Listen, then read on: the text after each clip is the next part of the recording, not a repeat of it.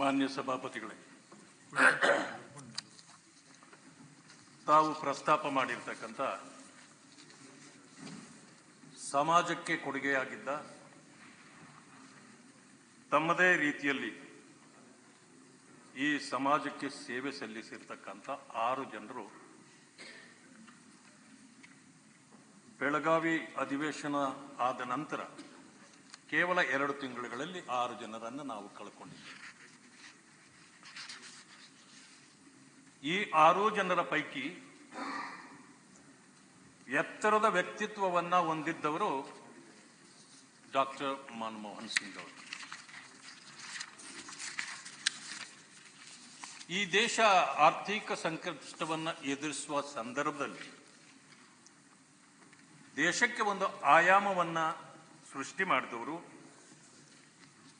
ಆರ್ಥಿಕ ಸಂಕಷ್ಟದಿಂದ ಈ ದೇಶವನ್ನ ಪಾರು ಮಾಡಿದವರು ಅಂತೇಳಿ ಬಹಳಷ್ಟು ಜನರು ನಾವು ಅವರನ್ನು ಗುಣಗಾನ ಮಾಡ್ತೇವೆ.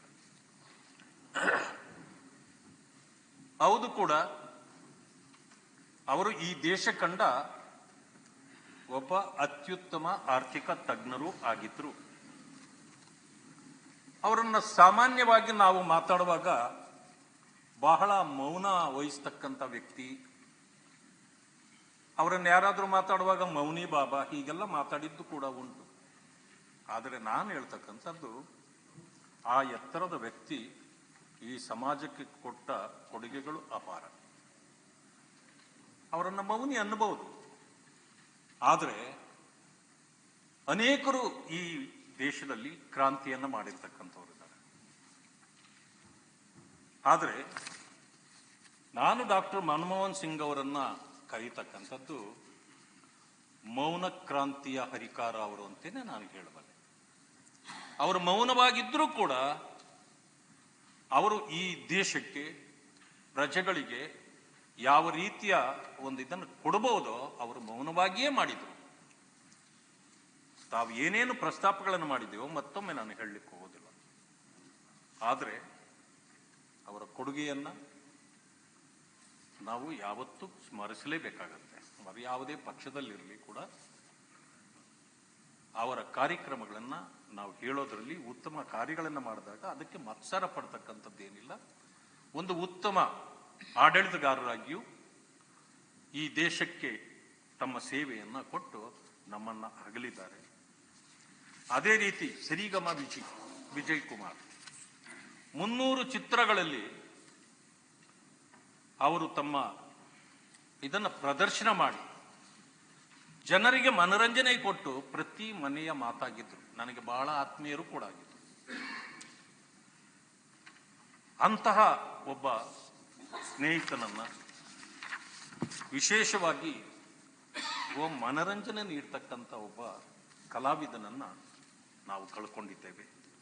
ಹೀಗೆ ಈ 2 ತಿಂಗಳುಗಳಲ್ಲಿ ಈ ಸಮಾಜಕ್ಕೆ ತಮ್ಮ ಸೇವೆಯನ್ನು ಅರ್ಪಣೆ ಮಾಡಿರ್ತಕ್ಕಂಥ ಅವರದೇ ರೀತಿಯಲ್ಲಿ ಕೊಟ್ಟಿರ್ತಕ್ಕಂಥ 6 ಗಣ್ಯರನ್ನು ನಾವು ಕಳ್ಕೊಂಡಿದ್ದೇವೆ. ತಾವು ಏನು ಪ್ರಸ್ತಾವನೆಯನ್ನು ವ್ಯಕ್ತಪಡಿಸಿದ್ದೀರೋ ಅವರಿಗೆ ಈ ನಿಧನದಿಂದ ಅವರ ಕುಟುಂಬಗಳಿಗೆ ಆಗಿರ್ತಕ್ಕಂಥ ದುಃಖವನ್ನು ಭರಿಸ್ತಕ್ಕಂಥ ಒಂದು ಶಕ್ತಿಯನ್ನು ಭಗವಂತ ಕರುಣಿಸಲಿ. ಸಮಾಜಕ್ಕೆ ಆಗಿರ್ತಕ್ಕಂಥ ಇದನ್ನು ತುಂಬುವ ಶಕ್ತಿಯನ್ನು ಭಗವಂತ ನೀಡಲಿ.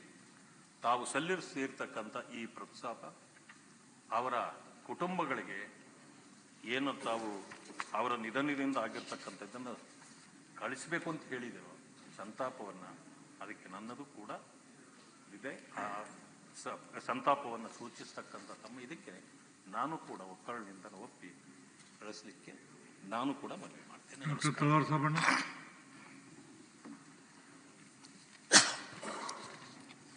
ಧನ್ಯವಾದಗಳು ಸಭಾಪತಿಗಳೇ.